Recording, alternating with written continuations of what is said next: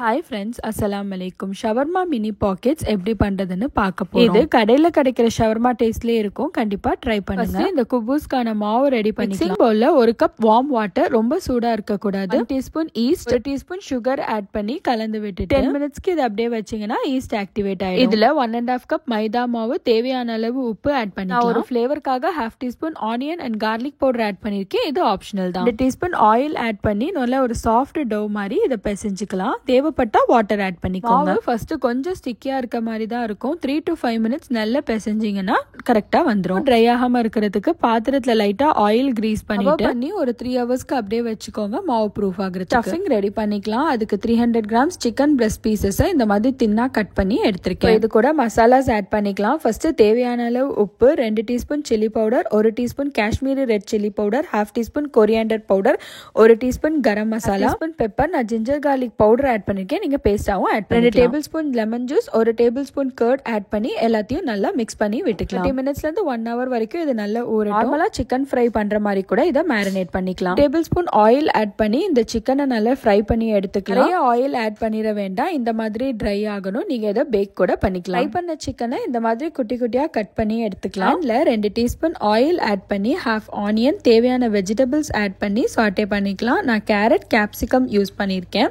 அப்படியே ரா வெஜிடபிள்ஸாவே கூட வச்சுக்கலாம். நான் என் கிட்ஸ்க்கு பிடிக்காதுங்கிறதுனால சாட்டே பண்ணிருக்கேன். பண்ணி குட்டி குட்டியா கட் பண்ணி வச்சிருந்த சிக்கனையும் ஆட் பண்ணி மிக்ஸ் பண்ணிக்கலாம். ஸ்டவ் ஆஃப் பண்ணிடலாம். மாவு ரெடியா இருக்கு. இதை 2ஆ டிவைட் பண்ணிட்டு மேலையும் கீழயும் ஃப்ளோர் டஸ்ட் பண்ணி இந்த மாதிரி ரோல் பண்ணிக்கலாம். கட்டர் இல்லனா ஏதாவது ஒரு ஷார்ப்பான வெசில் வச்சு இந்த மாதிரி ரவுண்டா கட் பண்ணிக்கலாம். ரொம்ப சின்னதாவும் இருக்கக்கூடாது, ஒரு மீடியம் சைஸா இருக்கணும். நான் ஃபர்ஸ்ட் ரொம்ப சின்னதா பண்ணிட்டேன். அதனால இந்த பாக்ஸோட மூடி யூஸ் பண்ணி இந்த ஷேப்ல எல்லாத்தையும் ரெடி பண்ணிக்கிட்டேன். இப்போ இது நம்ம ஸ்டவ்லயும் பண்ண போறோம். அவன்லயும் எப்படி பேக் பண்றதுன்னு காட்டுறேன். ஸ்டவ்ல பண்றதுக்கு ஒரு தோசை தவாவை ஹீட் பண்ணிட்டு லைட்டா ஆயில் கிரீஸ் பண்ணிக்கலாம். நம்ம ரெடி பண்ணி வச்சிருக்கிற இந்த ஹுபூஸ் எல்லாம் இது வச்சு ஒரு 2 மினிட்ஸ்க்கு 2 சைட்லயும் குக் பண்ணி எடுத்துக்கலாம். ரொம்ப நேரம் குக் பண்ணிட வேண்டாம், ஹார்ட் ஆயிடும். டிரான்ஸ்ஃபர் பண்ணி க்ளோஸ் பண்ணி வச்சுக்கோங்க. இதை பேக் பண்ணிக்கலாம். பேக்கிங் ட்ரேல வச்சு 350 டிகிரி ஃபாரன்ஹைட்ல ஒரு 10 மினிட்ஸ்க்கு பேக் பண்ணி எடுத்துக்கலாம். பண்ணதை க்ளோஸ் பண்ணி வச்சுக்கோங்க, இல்லைன்னா ட்ரை ஆயிடும். ஷவர்மா சாஸ் ரெடி பண்ணிக்கலாம். 1/2 cup fresh cream, 1 cup mayonnaise, அதுக்கு ஏத்த மாதிரி சில்லி சாஸ் ஆட் பண்ணிக்கோங்க. 1 டேபிள் ஸ்பூன் டொமேட்டோ கெச்சப், தேவையான அளவு உப்பு, 1/2 டீஸ்பூன் பெப்பர் ஆட் பண்ணிக்கிறேன். 1/2 டீஸ்பூன்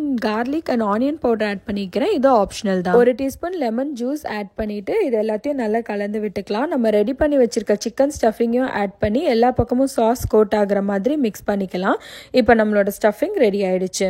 ரெடி பண்ண குபூஸை நான் கட் பண்ணி காட்டுறேன். ஃபுல்லா கட் பண்ணக்கூடாது, பாதி வரைக்கும் கட் பண்ணா போதும். எவ்வளவு சாஃப்டா ரெடியா இருக்கு பாருங்க. உங்களுக்கு தேவையான அளவு ஸ்டஃபிங் உள்ள வச்சு நம்மளுடைய ஷவர்மாவை ரெடி பண்ணிக்கலாம். ஸ்டவ்ல ரெடி பண்ணதையும் இதே மாதிரி ஹாஃபா கட் பண்ணி ஸ்டஃபிங் வச்சு ரெடி பண்ணிக்கலாம். நம்மளோட மினி ஷவர்மா பாக்கெட்ஸ் ரொம்ப அழகா ரெடி ஆயிடுச்சு. ஸ்டஃபிங்கும் இந்த குபூஸும் ரெடி பண்ணி 1 வீக் வரைக்கும் ஸ்டோர் பண்ணிக்கலாம்.